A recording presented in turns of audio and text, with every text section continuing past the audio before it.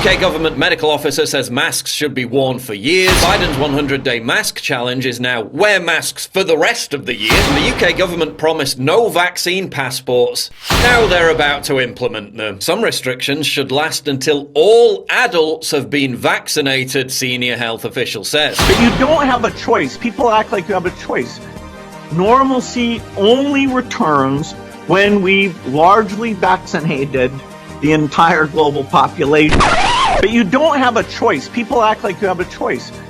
Normalcy only returns when we've largely vaccinated the entire global population. Bloomberg, when will life return to normal? In 7 years at today's vaccine rates. 7 years, that's 2028. But now they're telling us that even after the majority of the world's population is vaccinated, the restrictions will still remain in place because of new mutant variants and new viruses. We were also assured by governments that they wouldn't impose mandatory vaccinations. Now they're saying, well, they're not going to be mandatory. You just won't be able to have a job, travel, or buy things without one. Suitcase, check. ID, check. Boarding pass, check. But do you have your vaccination passport? It could be the new standard in traveling. Quite simply is it will be required. Early models will likely be physical, like these created by award-winning scientist and inventor Isaac Daniel. This is the e-vaccine, which is electronic vaccine passport. You know that little white card that you get after your vaccination? Well, the same information goes into here. When you got your first dose, which one you got, and the date. You can have that information right here in this book, or you can access it electronically. When you go to the airport and they just like your passport, and they just swipe it, all your information already there. Greenberg says vaccine verification for travel could be mandatory on cruise lines and some airlines as soon as July. First it's international travel, then it's public transport, then it's to get into a sports stadium or a cinema, then it's to get into a grocery store. New COVID protocols are going to be rolled back out starting September 15th through December and into next year for the election. First, masking for TSA employees and other airport employees, and that Biden would then do a mandate middle of October. Hospitals are shutting back down, and colleges are making you wear masks, and some public schools are closing, and the protocols need to come back, whether you were in Australia, the UK, Canada, the US. It was the same PR. Since then, Biden has come out and said he wants multiple billions of dollars for a new COVID vaccine that's coming out September 15th, same date the TSA told me they were going to have masks put back on. Survivors of the Maui fire say that they received no warning and that the flames appeared so quickly that escape was difficult. Everything was suddenly in flames, and many found refuge in the ocean for hours while their homes burned to the ground and into the same powdery ash footprint we've seen in recent years. So far, it is estimated that nearly 1,000 people have died. Locals are worried this includes hundreds of children who were home due to school being canceled that day. Several people are reporting that the government is not only doing little to help, but they are blocking local efforts to do so and are not allowing local donations through, and that they are blocking life-saving medicine because it isn't federally approved. Denying people access to bring in supplies, just supplies for people to live. The government withholding every single one of our donations because we are not a part of FEMA and Red Cross. So none of this is eligible for giving out. Tell me why? I have no freaking clue. The people of Maui are on their own for now, and aside from the federal government's bureaucratic failure, they have good reason to be suspicious. Just like what we saw 5 years ago in Paradise, California, there was nothing normal about these fires. Within a day of burning, it was like a bomb went off. When you see the full extent of the destruction of Lahaina, it will shock you. It does appear like a bomb and fire went off, if I may. And all of those buildings virtually are going to have to be rebuilt. It will be a new Lahaina. Local residents have been reporting bright flashes of light. One was captured by a home security camera that appears to have been the start of the Olinda fire. Many people are saying that it was directed energy weapons. We know that most major governments already have them, And during the California fires, online weather maps recorded what looks like a laser from above, striking an area just before it bursts into flames. In his research, Dennis Mills discovered that the incendiary aluminum and barium nanodust from chemtrails is most likely fueling the ferocity of today's so-called super wildfires. And on the day before the Maui fires broke out, locals were reporting a heavy overcast from chemtrailing that they'd never seen before. It's also interesting to note that the Maui police chief was the incident commander for the Las Vegas mass shooting in 2017.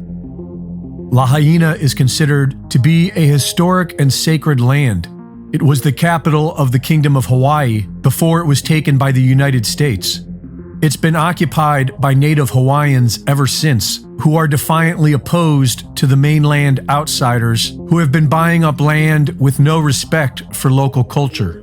Not just BlackRock and Vanguard, but billionaires like Mark Zuckerberg, who owns more land on Kauai than what the government of Kauai owns, and Oprah Winfrey, who has bought over 1,000 acres of land in Hawaii, including a new 870 acres in Maui she just bought this spring. In 2018, the Paradise wildfires broke out exactly where the United Nations have plans to somehow make off-limits to humans. And that same year, a report on wildfire prevention was published that was focused on the exact same areas in Maui where the fires just broke out. All the historic downtown, all of it is demolished and all the houses gone. But those commercial big box stores are still there. Hawaii Governor Josh Green has been putting the World Economic Forum's Great Reset agenda ahead of Hawaiian interests. Just weeks before the fire, he unveiled an emergency proclamation on housing that eliminates the traditional Land Use Commission, allowing the government more leeway to build as they see fit, such as building 15-minute smart cities run by artificial intelligence, just like they've been planning to do in Hawaii for years. At some point, I will make a major donation after all of the smoke and ashes have settled here and we figure out what the rebuilding is going to look like. This is going to be a long and difficult process. You're going to see a lot of Phoenix stories rising from the ashes here. This is an awakening, and this is an opportunity for us to bring so much awareness to the situation that whoever they are, whatever force is behind this, and I don't know, but I think the more awareness that we can bring, this is our opportunity to stop it and to create an awakening around the planet to help, because this is an international issue. I've got people calling me from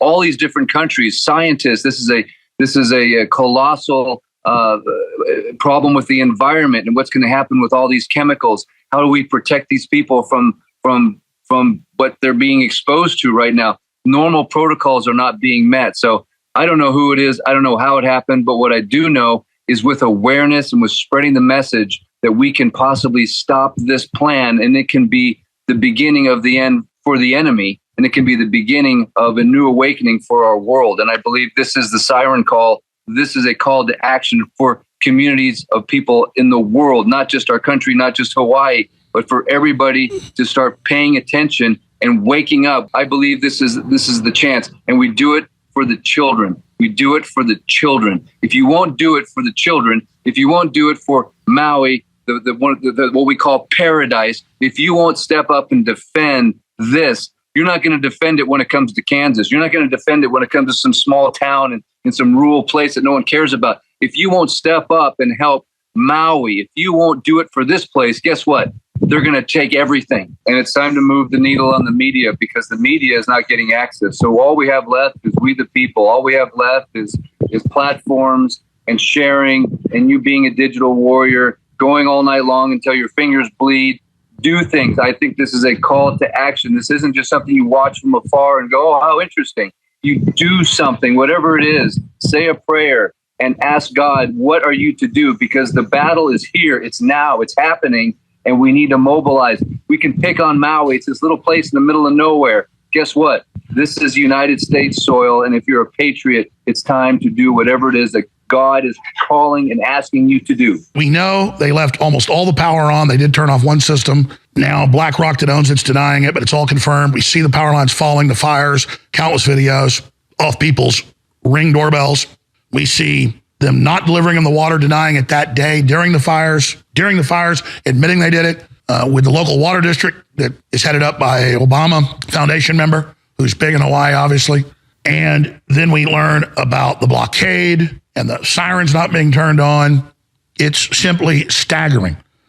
And the big question is, who gave the orders? Who coordinated this symphony of destruction, or as Fish called it, coordinated destruction? Because you could have one thing fail. You'd say, well, that can happen. Or two, yeah, maybe. But when everything fails perfectly, and it's the most valuable land in the United States per square inch in that little town, it's incredible. Absolutely incredible. And some of these families are completely wiped away, and we're not hearing anything about them. The mainstream media is not asking where are the children. $700 one-time payment for whole families when almost $200 billion has been shipped to Ukraine. This is a sick joke, but it's really captured the soul of America and the world, and people are really having a big wake-up here. Biden refused in 4 different events for the first couple of weeks to even talk about it. Then he did show up, but now we have the videos. It's all confirmed. They admit they left the power on. They admit they didn't give them the water. They admit they didn't trim the trees and brush. They admit they didn't activate the sirens. They admit they blockaded them inside. Well, the only people survived were the ones that went through the barricade. It was a choreographed disaster. You know, the pattern of it is just too obvious. You know, not only were they blocking where I was at, the other end of town, I found out they had, Maui Electric was trying to set the poles up during the wind, and they had the highway blocked off with that. And the lack of communication, the sirens not going off, the water not being used, I mean, you could go on and on. And then they're lying to us about the people and the children. That's why a lot of people have been contacting me, because they want to know what happened to the kids.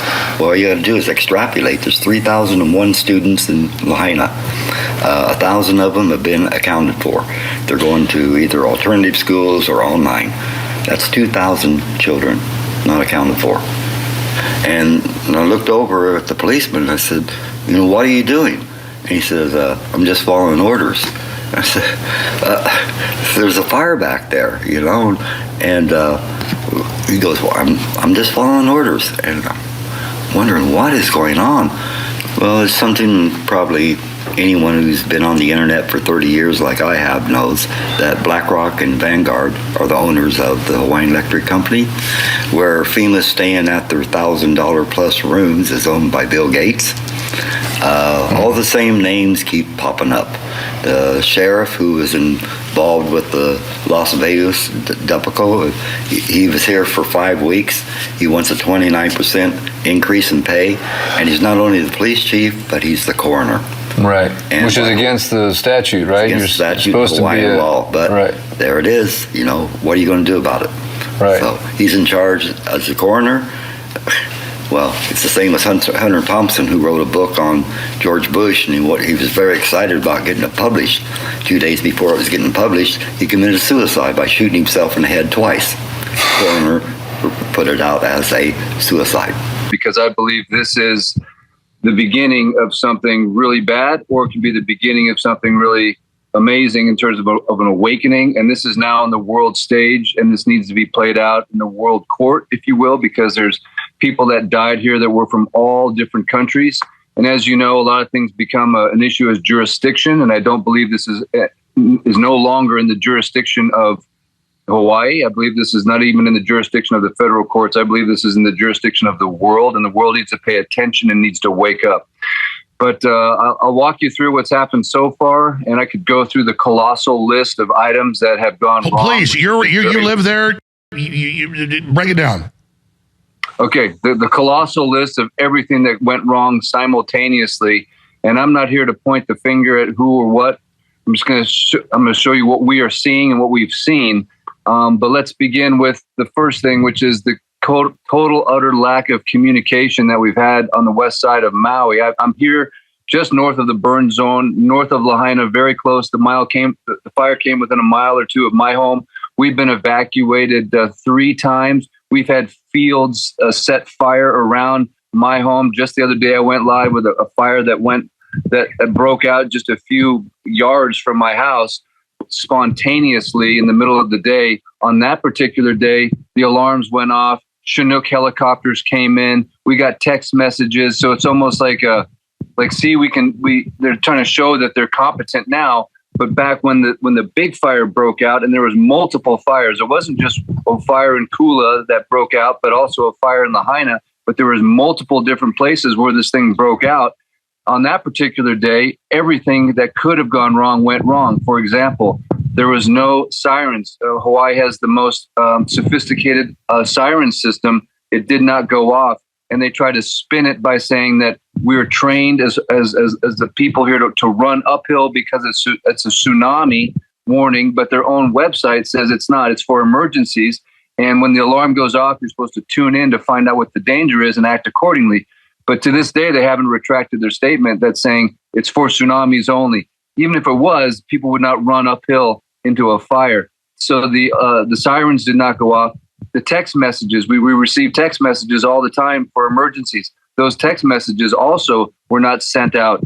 And we were able to receive text messages throughout this entire breakdown of communication. Text messages always worked. We could never respond to them, but the text messages didn't go out.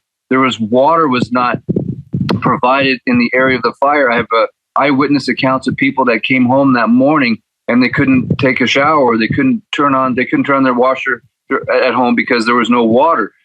So the firemen had no water to fight this fire. And then they tried to say it was because of some kind of water rights issue, which is ridiculous because either the water works or the water doesn't work. So why was the water turned off? That day at 4:30 in the morning, there was no power. Power was turned off on the entire west side of Maui. So later on in the day, you'll find out they were trying to redirect cars around down power lines as if the down power lines were dangerous because of electricity, but there's no electricity running through those down power lines. So they could have quickly, moved those poles or sawed them or done something. But instead, you saw people getting corralled literally into the town of Lahaina in the direct path of the fire. And that is irrefutable. I have many accounts. And I don't mean to interrupt you, but you're the expert, but I've been following this very closely. Some of the main power lines out on the highway were turned off, but the particular power lines in the town, we've seen the footage, and they've admitted, even the Wall Street Journal and the Washington Post, that indeed they left those on. We've seen those falling down and starting fires. So can you explain that to us? Well, I can only go from what I've heard personally and talking to people is that the power was lost at 4:30 the morning of the fire, 4:30 a.m. By other people that have reported that there were certain, there's websites where you can see where there was pulsing, there was different pulsing through the electrical system, but we did not have any power. A silver lining in all of this is because there was no power, the restaurants were closed that morning, the shops were closed that morning because no one could obviously, transact business. So, in a sense, that was a godsend because the Lahaina town wasn't full of all the normal hustle and bustle because there was no power that morning. There was definitely no cell communication. You could not call anybody. You could not get on the internet that morning. It was a complete communications blackout. And then on top of it, you have absolutely no support on the ground from people going door to door knocking or bullhorns. The people were warned by word of mouth. The only warning that they had with this blowtorch coming at them was word of mouth warning. Also, I noticed at 10:30 in the morning, a massive black cloud of smoke that looked like the 9/11 towers. And so there was a small brush fire that occurred that morning, and a message went out for that saying 100% contained. So they actually put everybody at rest, saying that the fire was contained that morning. So there was even misinformation happening, trying to make people feel like they were safe when in fact they weren't. But the fact that people were guided into the fire and then got trapped and were going in circles in this small little Lahaina town, it's incomprehensible. All right, I want to keep making your points, but let's walk through this. The government is now saying only some of the power was turned off. The Washington Post is reporting that it wasn't turned off. I'm not wedded to the idea that power lines did it, even though we have footage of power lines falling and causing fires and transformers blowing up. But clearly something massive burned that town down. I've not poo-pooed directed energy weapons. I know they're real, Like one of the biggest bases of them is based in Maui. They could have drones go up and do it, and no humans could be involved other than those that launched the attack. Describe the roads coming in for people and what has now been confirmed that police blocked both sides of the main road. I guess that's Front Street coming through the town from the west and the east. Is that accurate? Yeah, so if you look at a map, you'll see that there's basically two different highways. You have the bypass that comes down and dumps into the north. We're about the middle part of Lahaina. That's called the bypass. They just opened that, 4 or 5 years ago. And then you have the old highway, which is the Honopinilani Highway. And then on the other side of that, to the west of that, you have the town of Lahaina. And you've got a number of side streets, but then you have Front Street, the world famous Front Street. That's sort of like the PCH. It runs right across up the coast. So ultimately, as people were trying to get in to just get through town, go around town, they tried to go up the bypass. They're trying to leave town. They got turned around. The bypass was closed, so you couldn't. So if you were leaving town, you just got turned right back around. If you tried to go south on the highway, you got turned. Everyone got routed into the town of Lahaina, and once you got into Lahaina proper, if you tried to leave to the north or to the south or any of the side streets, Ed Cheney, many different witnesses said that there was two police cars that would block that. The owners of Island Lock and Safe, they were just in my home the other day. They also basically testified to that everywhere you tried to leave, you just kept getting routed back into it under the guise of down power lines. However, looking at some of this footage, you can see there was a clear path to the north. There was a clear path to the south. And on top of it, the cars that were coming into Lahaina, they didn't block the traffic like, a mile or two away, preventing this. They had a small blockade, and they were allowing this traffic to come into Lahaina because people were trying to get to their kids. They're trying to get to their houses. They're concerned, but they were allowing essentially a traffic jam very close to the north end of Lahaina. And then on top of it, the people that were coming down to the south, they were getting routed into a neighborhood called Wahikuli that later on burned, but they weren't turning people around to go back to the north. They were putting them into another neighborhood that was getting ready to burn. So the traffic control during this disaster is incomprehensible, that there could be that level of incompetence, basically directing people into the path of something extremely dangerous, extremely hot burning, and just a force of nature that we've never seen before. There's a 12-mile exclusion zone. They're putting up big black divider fences up all around the town. They don't want people on record, even mainstream media, showing the damage. So something's being covered up here. You're there showing cars that are 100 yards from anything, even a fire, that are burned up. I mean, that does lean towards directed energy or something. I can't deny it. And so maybe it's a mix of these things. Yeah, it's a real mystery. Matter of fact, the most recent fire that broke out just a couple of days ago is I live in an area called Ka'anapali, which is right above the hotels where they're housing all the survivors. And ironically, FEMA and all the other agents are down in Wailea, which is a long way from here, like 45-minute drive minimum. So why there's a separation between the federal help and the Red Cross is very strange, but these fires have just been popping up. And I've got video of the one that I just shot live the other day, where the area where the fire probably started, they immediately had a D8 out there pushing dirt over where the fire started. And I thought to myself, why isn't there an investigation to see what started this particular fire? So, it just seems very unusual how these fires started. But I think the question I want to ask the world is, what are we going to do about this, right? What are we going to do? We can talk about what happened and how it happened and all that stuff, but what are we going to do about our rights that are being violated right now? We're not allowed to take pictures. We're not allowed to fly drones. We're not allowed to see what's going on and or collect evidence to see if there was any kind of an accelerant. What is America going to do right now to stop the cover up? Because if we don't stop this one, it's going to be in your backyard next. This looks to me like a giant cover-up. We have you being thrown out yesterday from your own town. We have footage of the melted cars with grass all around it, not even burned. Eric, set this footage up we're about to play of where they're trying to stop you from shooting any footage. This is an area that's about 2 miles from the burn, so quite a ways. There was a small brush fire around this area, and they have set a perimeter up around the burn area with these tight lock, New Zealand tight lock style fences, super high with black dust fence you can't see in. But now they have these sheriffs that come up to you if you just pull over onto the side of the road for even just a few seconds, and they come up and they tell you, hey, you can't park here. You got to leave. No photographs, no images. FEMA even announced they're not going to allow any photographs or images from the area in respect for the dead, which, everyone's been basically pulverized to death. I would imagine the dead want the responsible punished. How dare them use the dead? How dare them speak for the dead? It's crazy. And the fact that the media, I've had many media outlets, Epoch News, mainstream media, even KITV here telling me that their media passes, they have to sneak in. The media is not being allowed into areas of this burn. Even at the very inception, people went back home with their media passes tucked between their legs because they couldn't get in. The footage you're showing of the trees and grass all fine and cars fried, and that they don't want you to show that is, and we know the Chinese admittedly a few months ago scanned the islands with a topography laser. That was on the local news.